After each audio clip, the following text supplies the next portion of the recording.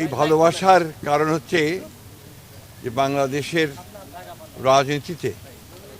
একটা বিরল ব্যক্তিত্ব, যিনি তার নীতির প্রশ্নে কখনো আপোষ করেননি, দেশের স্বাধীনতা সার্বভৌমত্বের প্রশ্নে কখনো আপোষ করেননি, এবং যিনি তার সমস্ত জীবনই গণতন্ত্রের প্রতিষ্ঠার জন্য সংগ্রাম লড়াই করেছেন, কারাভোগ করেছেন, এবং শেষ দিন পর্যন্ত তিনি অসুস্থ ছিলেন কিন্তু কখনো আপনার এই দেশ ছেড়ে চলে যাননি। এই যে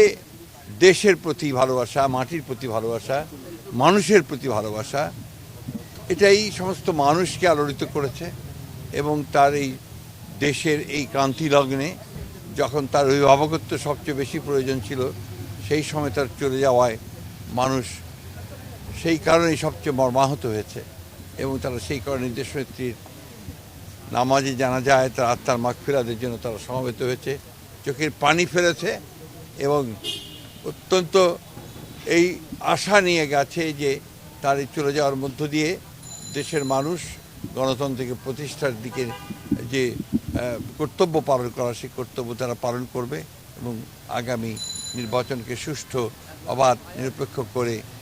এই দেশের পক্ষে যে শক্তি আছে বাংলাদেশ জাতীয়তাবাদী দল, সেইটাকে তারা বিজয়ী করবে বলে আমি মনে করি। না, নিঃসন্দেহে আপনার দেশনেত্রী বেগম খালেদা জিয়া যে একটা অবস্থান তৈরি করে গেছেন এবং তার পুত্র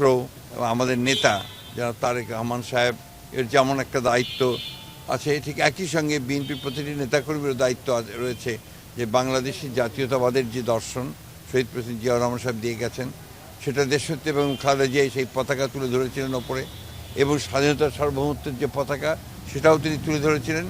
একইভাবে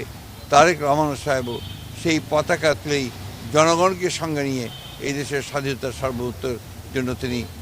কাজ করবেন, রক্ষা করার জন্য কাজ করবেন, তাকে সুসংগত করবেন এবং গণতন্ত্রকে প্রতিষ্ঠা করবেন। এটাই মানুষের প্রত্যাশা। না, আমি তো মনে করি যে